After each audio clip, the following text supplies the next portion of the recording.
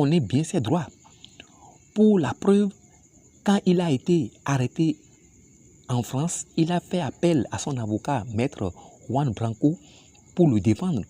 Pourquoi ne réagit-il pas dans le cadre de cette affaire de 400 millions de dollars versés à lui par Wagner et revenus par Jeune Afrique? Mieux, il reconnaît même avoir reçu du soutien, mais logistique. C'est parce que les preuves de ce soutien sont flagrantes qu'il s'est trouvé obligé de les admettre. Qu'on pousse encore un peu loin et on verra qu'il reconnaîtra au moins 200 000 sur les 400 allégués et finalement bien plus encore par la suite. C'est pour sa contribution apportée à la machination contre la France que Tchani lui a délivré un passeport diplomatique nigérien et a fait de lui son conseiller spécial. La Russie est en complicité avec des éléments non loyaux de nos armées pour s'accaparer nos richesses. Des Tchani, Goïta, Ibrahim et consorts que vous adoubez aujourd'hui dans le Sahel sont tous à la solde de la Russie pour compromettre votre avenir.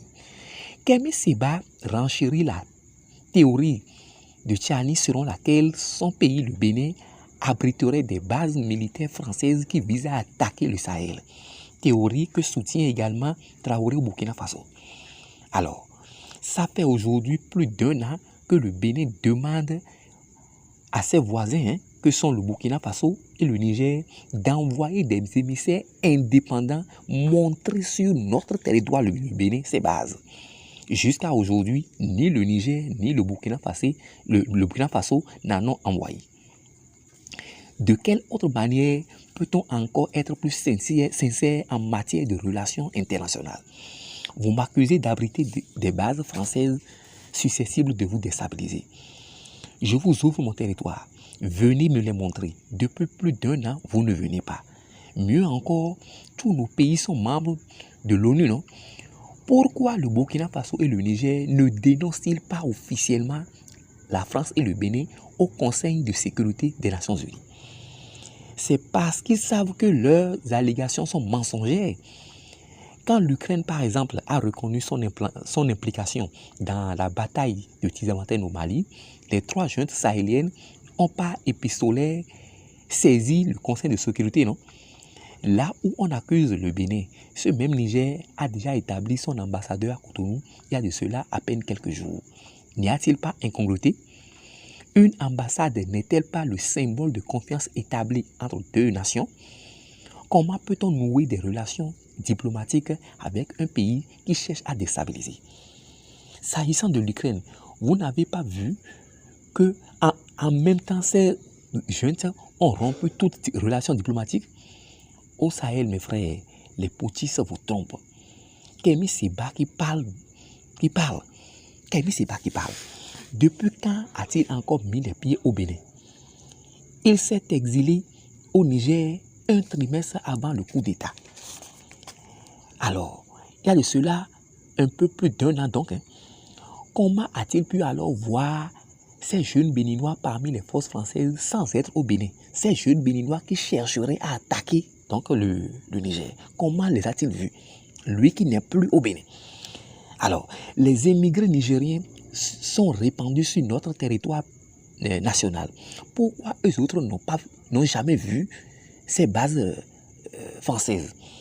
À coup d'arguments, les accusateurs ont fini par dire qu'ils sont cachés dans une brousse.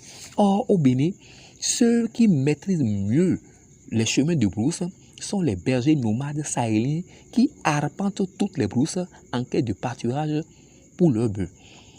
Pourquoi eux autres n'ont jamais rencontré ces Français dans ces brousses? On vous trompe. Ils tiennent juste cette fausse accusation pour donner crédibilité à leur supercherie. On vous infantilise. On vous traite comme de petits enfants naïfs. Un peu comme dans une maison, il y a un chat domestique qui fait peur à un enfant.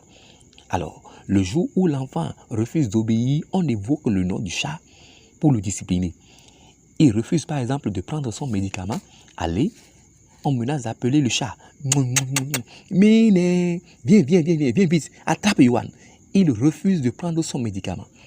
Allez, rapidement, il avale le médicament. C'est comme ça qu'on est en train de vous traiter. Ils veulent vous faire croire que ce sont eux qui peuvent vous défendre contre les Français. Ainsi, si vous ne les admettez pas comme vos dirigeants, les Français vont vous attaquer. Ils vous disent, ils sont au Bénin. Si vous ne nous laissez pas vous diriger, nous, on va vous laisser entre leurs mains. C'est ce qui fait qu'au Burkina Faso, vous accordez encore 5 ans à Ibrahim sans élection. C'est ce qui fait qu'au Mali, vous ne demandez rien à Goïta alors que la transition a pris fin depuis fort longtemps. C'est ce qui fait qu'au Niger, vous n'avez demandé aucun chronogramme à Tchani. La francophobie est l'assurance vie de ces régimes jeunes sahéliens. Tout ce que vous avez vu déambuler sur les réseaux sociaux contre la France n'est que machination du réseau de propagande russe pour vous faire haïr la France. Tout était faux. Toutes ces photos de soldats français creusant des mines d'or au Mali sur des réseaux sociaux étaient des montages du réseau de Kémy Séba. Par exemple, s'agissant d'une rébellion comme le M23, actuellement qui écume l'est de la RDC, ce pays a saisi les juridictions internationales et officiellement, la culpabilité du Rwanda est désormais secret de polichinelle. Des rapports internationaux pointent du doigt le trafic illégal du coltan congolais par le M23. Tout ceci engendrera par la suite des dommages pécuniaires à verser au Congo par le Rwanda et autres éventuels impliqués. Quand des hostilités en Ouganda entre l'armée régulière et des rebelles avaient débordé sur ce même Congo, en son temps, ce pays avait saisi les instances internationales qui, en son temps, avaient reconnu les exactions ougandaises commises sur son territoire et infligé des amendes à l'Ouganda qu'il est en train de verser au Congo jusqu'à aujourd'hui. Alors, dans le cas du Mali, pourquoi les accusations de pillage de ressources minières, de vol d'or portées à l'encontre de la France ne terminent leur course que sur les réseaux sociaux? Comment se fait-il que ces plaintes n'aboutissent jamais au Conseil de sécurité des Nations Unies?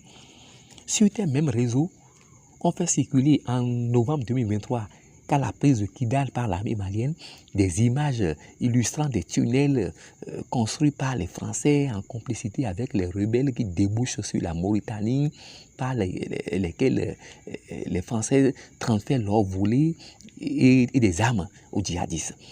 Pourquoi ces preuves n'ont jamais atterri sur la table du Conseil de sécurité des Nations Unies? Sahéliens, la désinformation vous détruit sans que vous ne le sachiez.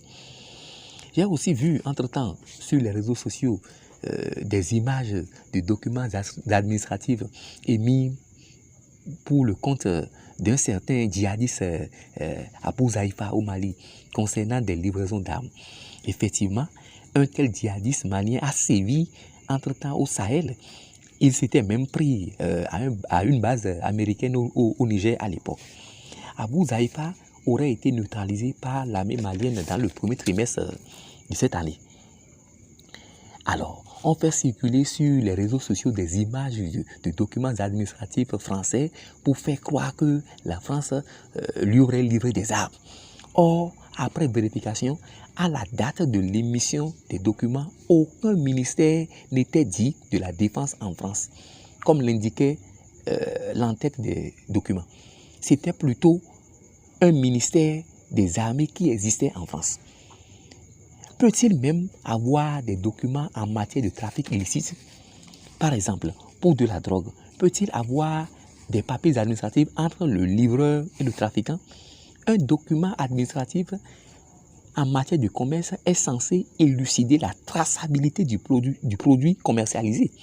Abou Zaïfa, qui était en recherche dans la sous-région, dans quel port autonome irait-il se présenter, irait-il présenter ses documents, récupérer ses armes? À quelle douane pouvait-il se présenter? On vous infantilise. On dit la France perçoit dans la commercialisation de l'or 80% au Mali et ne remet que 20% au Mali. Alors, Dieu merci, je pense que le portable est entre vos mains. Vérifions en même temps sur Internet. Et vous verrez, la France n'a jamais contrôlé l'or au Mali. Aucune société française n'a jamais extrait de l'or au Mali. Dites à ceux qui sont en train de vous intoxiquer, à ceux qui sont en train de vous mentir, de vous indiquer ces sociétés, ou bien cette société française-là, qui extrait l'or au Mali. On est en train de vous tromper. On vous trompe. Si vous cherchez, vous ne verrez que des sociétés australiennes, sud-africaines, britanniques et consorts. Là, on est en train de vous mentir. On est en train de vous mentir sans que vous ne le sachiez. Alors, à l'aune de la désinformation, au Niger, par exemple, avant le coup d'État, on a souvent dit les Français pillent l'uranium du Niger. Les Français, ils pillent l'uranium. Ils volent l'uranium. Alors, Dieu merci. Aujourd'hui, une junte qui se réclame redresseur de tort a pris le pouvoir aujourd'hui. Mais est-ce que depuis 1 an et demi qu'ils sont là, est-ce que vous avez vu ces militaires-là porter formellement plainte contre Orano qui extrait l'or du Niger? Est-ce que vous avez vu une plainte dans le sens où Orano a commis des malversations, Orano a spolié le Niger et Orano a volé? Est-ce que juste là, on a vu une telle plainte? C'est là où il y a incongruité. L'armée française est partie sur instigation des militaires. L'ambassadeur français est parti. Mais comment se fait-il que cette société française qui est présumée voleuse d'or, mais comment se fait-il que ce voleur-là est encore là au temps où les militaires sont là? C'est parce que d'un point de vue judiciaire, rien ne pèse contre Orano. On ne faisait que vous mentir. Cette société, on dit qu'elle vole de l'uranium, mais c'est parce qu'il n'y a rien contre Orano. S'il avait volé, on lui aurait déjà retiré son permis d'exploitation. Cette frontière qu'on a fermée avec le Bénin, juste c'est pour fatiguer Orano. C'est parce que le Bénin est le point de sortie de l'uranium. Alors, même entre-temps, une délégation nigérienne s'est rendue en Russie, précisément à Sochi, pour rencontrer des autorités russes, histoire qu'elles viennent récupérer le site pour faire partie les Français. Alors, juste on est en train d'embêter ces Français-là pour remettre les champs d'uranium à la Russie. L'on est en train de vous mentir. Il y a rien contre Orano. Ceux qui cherchaient à vous voler sont ceux-là qui vous ont incité à faire partie, ceux qui ont signé des contrats clairs avec vous. Sinon, en temps normal, un prestataire comme Wagner, qui est là pour la sécurité, en temps normal, qu'a-t-il à voir dans l'or au Mali? Qu'a-t-il à voir dans les diamants en Centrafrique? Qu'a-t-il à voir dans nos ressources minières? La Russie est venue piller l'Afrique. Notre avenir, jeune Africain, l'avenir de l'Afrique est en jeu. Evgeny Prigojine, cherchez sur Internet, Evgeny Prigojine, le patron défunt de Wagner, était un gangster, un délinquant. Il a fait une décennie en prison. C'est à l'arrivée de Poutine qu'il a gracié. Et qu'il lui a fait, appel, il a récupéré au palais. Cette affaire de Evgeny Prigojine, patron de Wagner, tout ça là, c'est un complot de Poutine.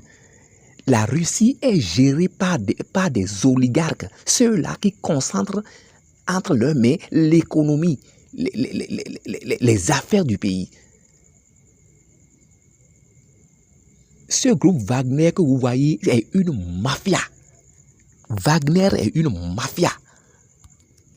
Wagner a des propagandistes qui, en amont des faux coups, préparent le terrain, parlent mal de ceux-là qui veulent faire partie pour récupérer les pays.